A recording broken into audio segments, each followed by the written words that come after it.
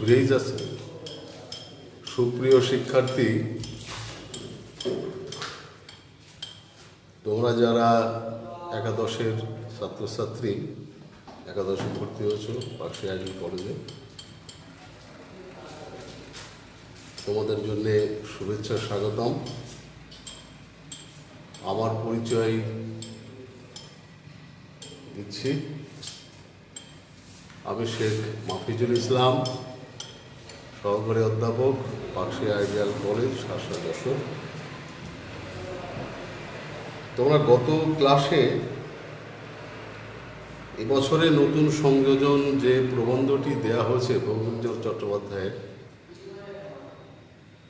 তার শিরোনাম হচ্ছে বাঙ্গালার নব্য লেখকদিগের প্রতিনিবেদন। এটা তোমাদের আমি শুরু করেছিলাম এবং এই প্রবন্ধটি পড়াতে গিয়ে লেখক পরিচিতি সেই জায়গায় বঙ্কিমচন্দ্র চট্টোপাধ্যায়ের যে জন্ম, মৃত্যু, তার সেরা কাজ সাহিত্যে, সাহিত্য সম্রাটের অবদান মোটামুটি বলার আমি চেষ্টা করেছি। এও বলেছি যে বাঙ্গালার এই কথাটা কেন ব্যবহার করা হলো। বয়াকার উঙ্গয় গয়াকার লয়াকার র, বাঙ্গালার।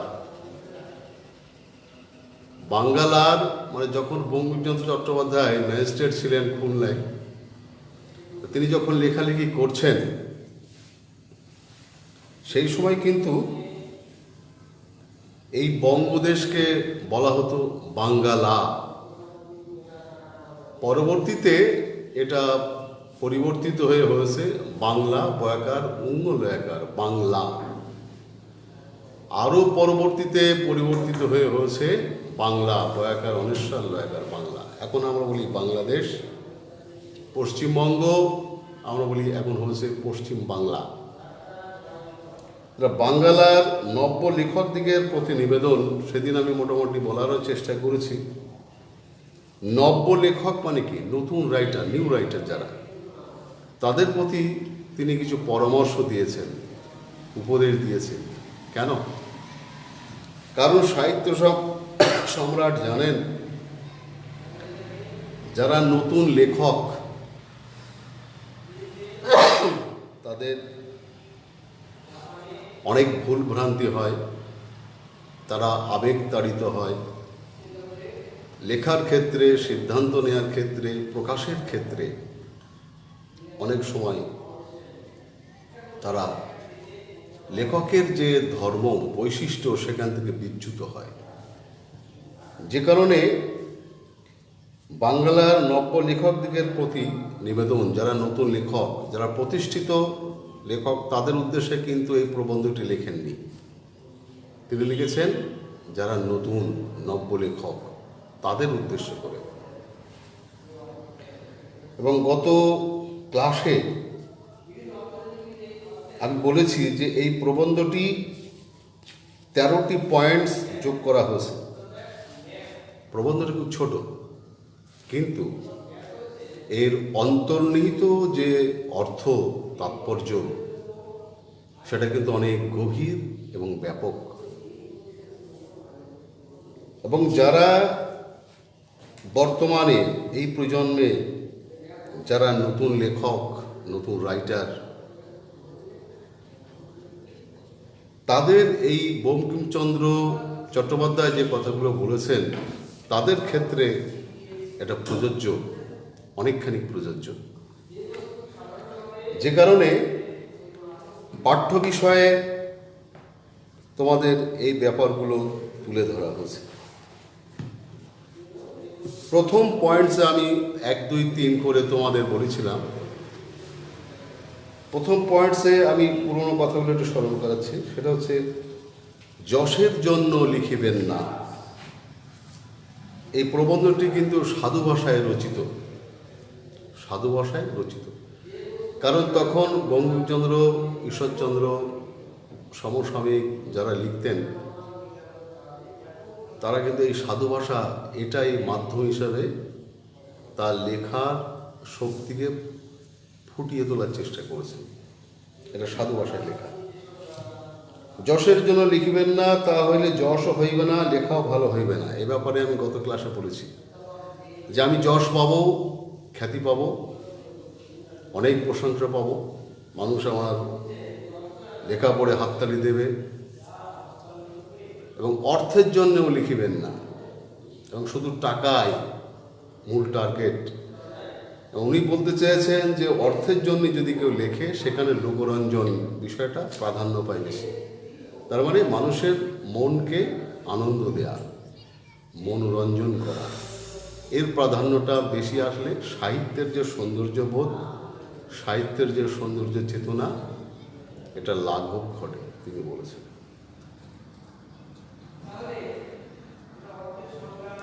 তাহলে কেন লিখতে হবে?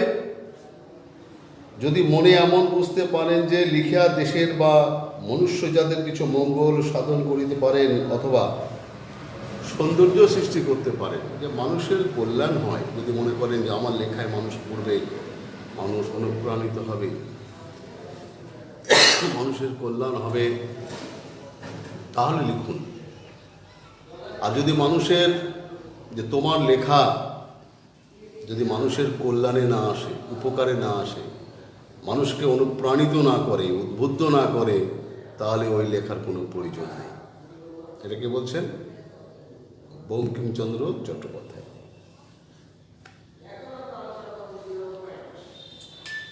4 নম্বর তিনি বলছেন, পয়েন্টস যেটা দিয়েছেন, যাহা অসত্য, ধর্মবিরুদ্ধ, পরনিন্দা বা পরপীড়ন বা স্বার্থ সাধন যার উদ্দেশ্য, সে সকল প্রবন্ধ কখনো হিতকর হইতে পারে না। যে অসত্য, সত্য নয়, মিথ্যা কাহিনী বা ধর্মবিরুদ্ধ, এই ধর্ম মানে যে হিন্দু, মুসলিম, খ্রিস্টান, আমার মনে হয় এখান থেকে মানব ধর্মের কথাটাই বেশি করে প্রাধান্য দেওয়া হয়েছে, আমার যেটা মনে হয়। পরনিন্দা, পরপীড়ন, যে লেখাগুলো অন্য মানুষের নিন্দা করে, অন্য মানুষকে কষ্ট দেয়। স্বার্থ সাধন যার উদ্দেশ্য, লেখক যদি নিজের স্বার্থটাকে প্রাধান্য দেন বেশি, সে সকল প্রবন্ধ কখনো হিতকর হইতে পারে না। হিতকর মানে উপকারে আসে না। সুতরাং যা অসত্য, পরনিন্দা, পরপীড়ন সমৃদ্ধ, স্বার্থ সাধন, নিজের স্বার্থটার যেখানে প্রাধান্য বেশি, সেই ধরনের লেখা উচিত নয়, এবং সেটা কখনো উপকারে আসতে পারে না। সুতরাং তা একেবারে পরিহার্য।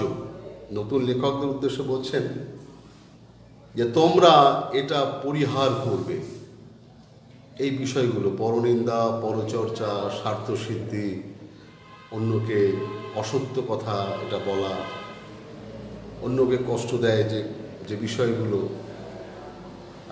এইগুলো লেখা উচিত নয়, এবং এগুলো পরিহার করা উচিত। কে বলছেন? সাহিত্য সম্রাট বঙ্কিমচন্দ্র। শুধু তাই না, সত্য ধর্মই সাহিত্যের উদ্দেশ্য। সত্য ও ধর্মই সাহিত্যের উদ্দেশ্য। সাহিত্যের উদ্দেশ্য কি? সত্যকে প্রতিষ্ঠা করা, ধর্মকে প্রতিষ্ঠা করা। যেটা সত্য, বাস্তব, বাস্তবানুগ, বাস্তবতায় পরিপূর্ণ, যা মানুষের জীবন ঘনিষ্ঠ, জীবন একেবারে সম্পৃক্ত, যেগুলো আমরা দেখছি। সাহিত্য হচ্ছে সমাজের দর্পণ, তোমরা জানো। সাহিত্য পাঠ করলে সেই সমাজের, সেই দেশের, তার মানব প্রেম, অন্যায়, অবিচার, ভালোবাসা, তার সামাজিক রীতিনীতি, সংস্কৃতি, তার ভৌগোলিক অবস্থান, ঐতিহাসিক অবস্থান, অনেক কিছু সাহিত্যের ভিতরে উঠে আসে। যে কারণে সাহিত্যকে বলা হচ্ছে, সাহিত্য হচ্ছে সমাজের দর্পণ। দর্পণ মানে আয়না, যাতে আমরা আমাদের মুখকে দেখতে পাই। ঠিক তেমনি সুলিখিত সাহিত্য, শিল্পসম্মত সাহিত্য, সৌন্দর্য উদ্রেক করে যে সাহিত্য, মানুষের হিতার্থে, মানে কল্যাণার্থে রচিত যে সাহিত্য, এগুলো কি হয়? সমাজের যে বাস্তব অবস্থা এটা পাঠকের সামনে পরিষ্কারভাবে তুলে ধরে। আমরা যেমন আয়নায় আমাদের মুখটাকে দেখি, সাহিত্য হচ্ছে সমাজের আয়না। ঠিক আছে, এই বিষয়টা বঙ্কিমচন্দ্র বলছেন। এবং অন্য কোনো উদ্দেশ্যে যদি লেখনী ধারণ করো সেটা মহাপাপ, একটু অর্ধেক পাপ না, মহাপাপ। অন্য কোনো উদ্দেশ্যে লেখা যাবে না। এটা বঙ্কিমচন্দ্র তার মতামত। যাহা লিখবেন তা হঠাৎ ছাপাইবেন না, এটা ভালো কথা বলেছেন। একটা কিছু ধরো তুমি লিখলে, বা নবীন লেখক যারা তারা লিখলেন, হঠাৎ লিখে এটা ছাপানো ঠিক না। কেন? ওর ভিতরে অনেক ভুল থাকতে পারে। লেখা তো আবেগ থেকে আসে, ভাবনা থেকে আসে। লেখা একটা সৃষ্টিশীল কাজ, সৃজনশীল কাজ। সাময়িক আবেগ, উৎকণ্ঠা, বাস্তবতা এসব কিছু লেখনের মধ্য দিয়ে লেখক তুলে ধরেন।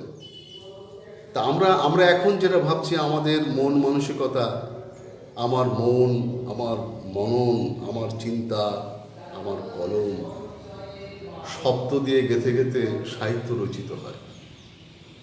তা হঠাৎ করে একটা কিছু আমি লিখে ফেললাম আমার ভাবনা দিয়ে, এটা যদি চেপে রাখা যায়,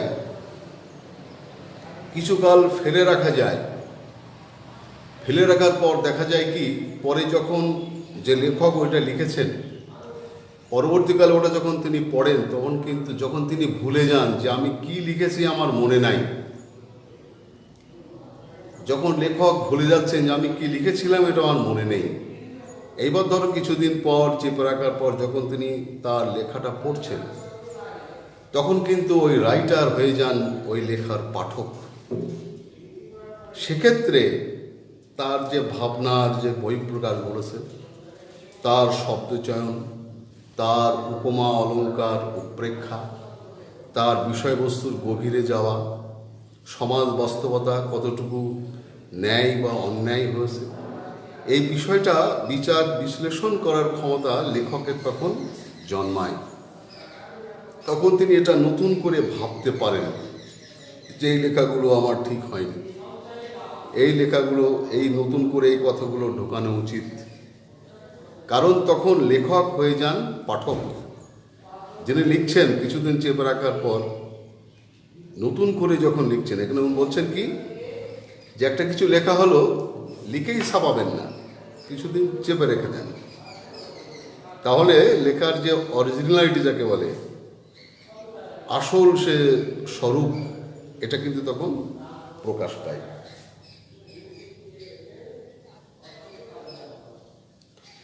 তাহলে লেখা চেপে রাখার কথা কেন বলছেন? কারণ ওই প্রবন্ধে বা গল্পে অনেক কিছু দোষ ত্রুটি তখন লেখকের চোখে ধরা পড়ে।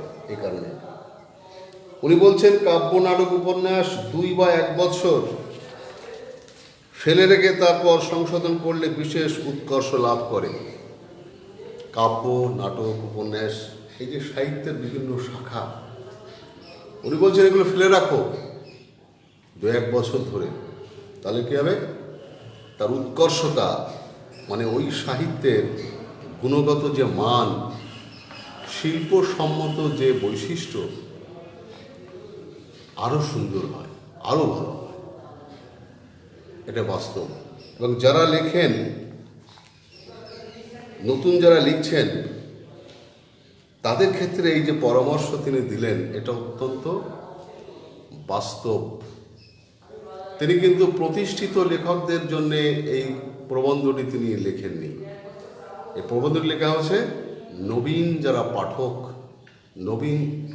নবীন যারা লেখক, তাদের উদ্দেশ্যে তিনি এই কথাগুলো বলছেন। যারা সাময়িক সাহিত্যের কাজে প্রতি, তাদের পক্ষে এই নিয়ম রক্ষাটি ঘটে ওঠে না। এজন্য সাময়িক সাহিত্য লেখকের পক্ষে অবনতিকর। সাময়িক সাহিত্য মানে কি? ধরো 1 সপ্তাহের ভিতরে একটা লেখা রেডি করতে হবে, সাময়িক, সমসাময়িক বিষয়টা নিয়ে লিখতে হবে, সেক্ষেত্রে তিনি কি বলছেন, এটা লেখকের পক্ষে অবনতিকর, এটা লেখককে পরিপুষ্ট করে না, তার জন্য ক্ষতিকর। সাময়িক সাহিত্য হঠাৎ করে যে এখনই তৈরি করতে হবে, 1 সপ্তাহ 3 দিনের ভিতরে একটা লেখা দেন, এই লেখার ভিতরে লেখকের যে মৌলিকত্ব, তার যে স্বকীয়তা, তার শিল্প সৌন্দর্য, শিল্পমণ্ডিত যে সাহিত্য রূপ, সাহিত্য রস, এটার বিঘ্ন ঘটে। কে বলছেন? বঙ্কিমচন্দ্র চট্টোপাধ্যায়। 6 নম্বরের যে পয়েন্ট তাতে বলছেন, যে বিষয়ে যার অধিকার নাই সে বিষয়ে তার হস্তক্ষেপ অকর্তব্য। ধরো যে লোক বিজ্ঞানী বা বিজ্ঞানের ছাত্র, তিনি সায়েন্স ফিকশনে পরে লিখতে পারেন, কারণ ওই বিষয়ে তার দক্ষতা অনেক বেশি। যিনি ইতিহাসে পারদর্শী, ইতিহাস কেন্দ্রিক তিনি উপন্যাস গল্প লিখতে পারেন। যিনি সাহিত্য, মানুষের জীবন চর্চা করেন, মানুষের জীবন যাপন, তার আচরণ, তার সংস্কৃতি, তার ভৌগোলিক পরিসীমা, সুখ দুঃখ, হাসি কান্না, নানান চিত্র, যিনি সাহিত্যের মানুষ, মানবিক বিভাগের ছাত্র, বা এরপরে যার দখল বেশি, তার এগুলো লেখা উচিত। কিন্তু দেখা গেল একজন আর্টসের ছাত্র, সে সায়েন্স টপিক্সের পর লিখতে গেল, বা একজন বিজ্ঞানের ছাত্র, সে কমার্সের অর্থনীতির উপরে একটা প্রবন্ধ লিখতে গেল, এগুলো ঠিক না। এতে কি হয়?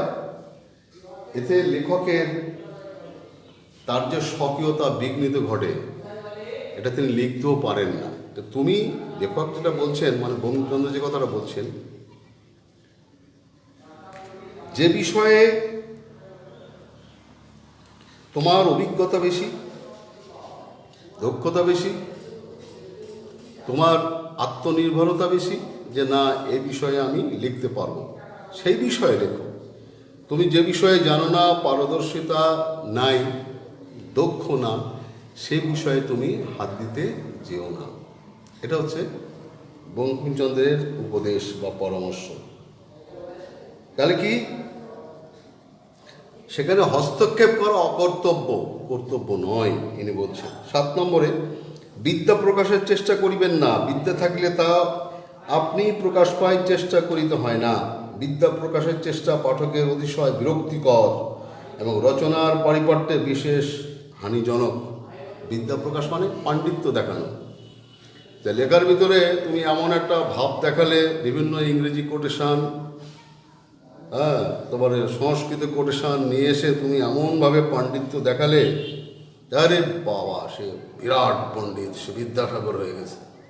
এটা ঈশ্বরচন্দ্র না, মানে বিদ্যার যে সাগর নতুন করে হয়েছে। এই যে পাণ্ডিত্য দেখানো, এটা তিনি নিষেধ করেছেন, যে তোমার বিদ্যার জাহির করো না।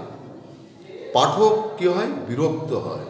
তেমনি যে বড্ড পণ্ডিত হয়ে গেছে, তার বলার ধরন, তার বক্তব্য বিষয়, উনি পাণ্ডিত্য দেখিয়েছেন, এটা পাঠক বিরক্ত হয়। সুতরাং বিদ্যা মানে তুমি যে জ্ঞানী, জ্ঞান গরিমার মারাত্মক যে প্রকাশ,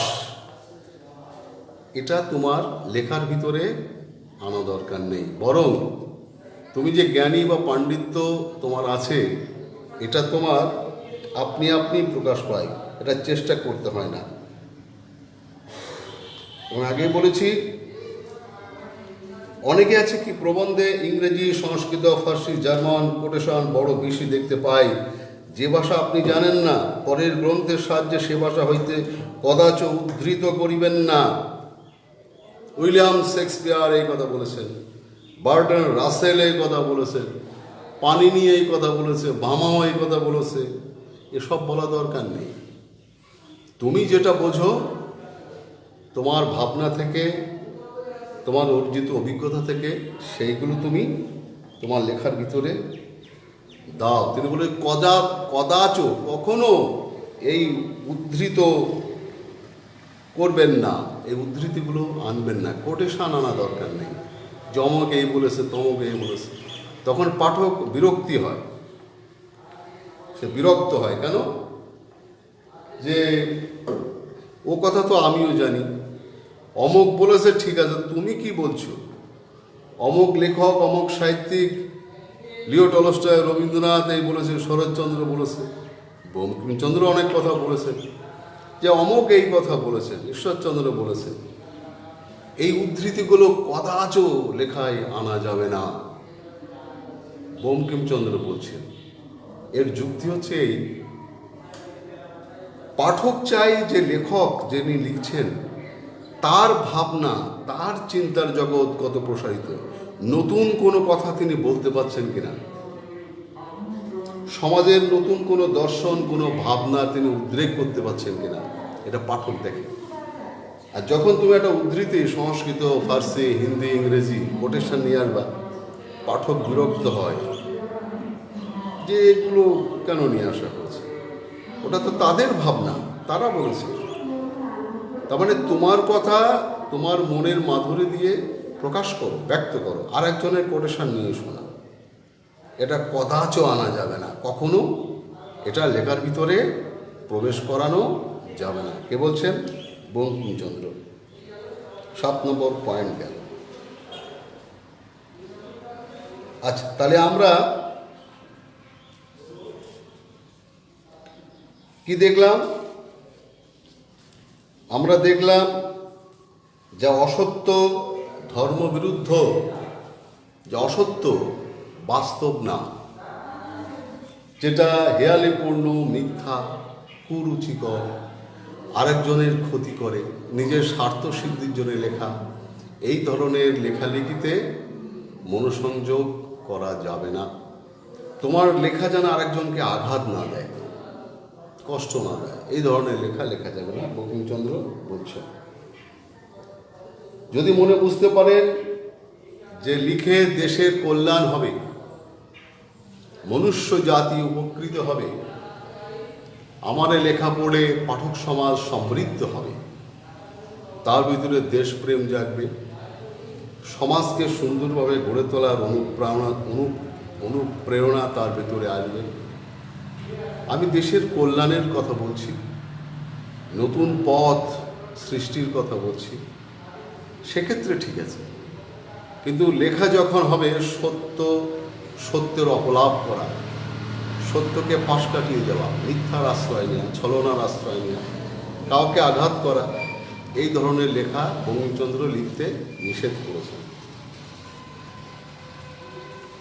তাহলে কি আর কি? আর তিনি বলছেন যে মানুষের কল্যাণ, মানুষের মঙ্গল, মানুষের হিত সাধন, এই টার্গেট যদি তোমার লেখার ভিতরে না থাকে তাহলে তোমার লেখা দরকার নেই। এবং এই ধরনের লেখা হচ্ছে মহাপাপ, এটা অন্যায়, এটা অন্যায়। কাদের বলছেন? যারা নবীন লেখক, নতুন রাইটার, তাদের উদ্দেশ্যে এই পরামর্শ তিনি দিচ্ছেন। তারপরে এর আগে আলোচনা করেছি, লিখেই ছাপাবেন না।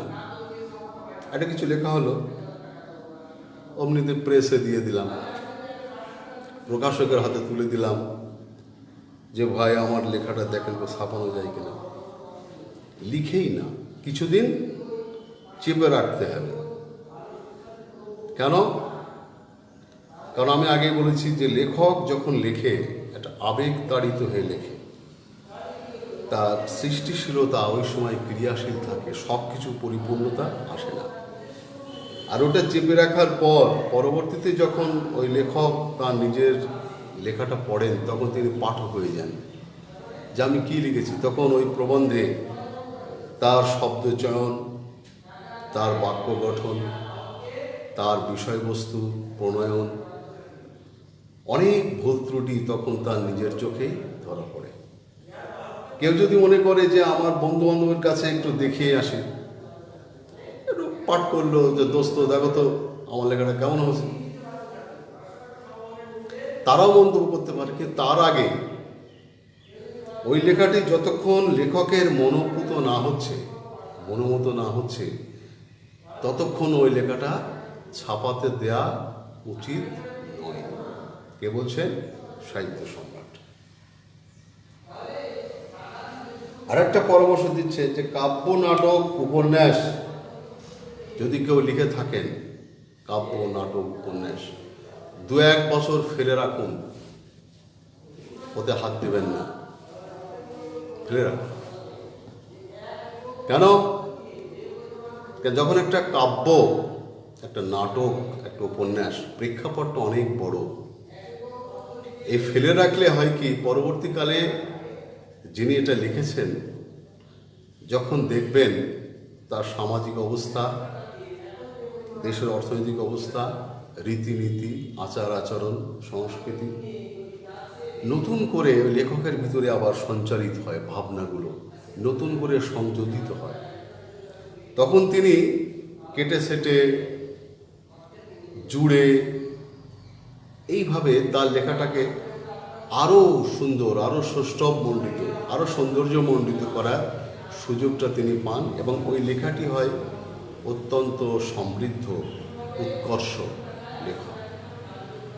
এটা হচ্ছে বঙ্কিমচন্দ্রের কথা। তারপরে কি বলছেন, যে বিষয়ে লেখকের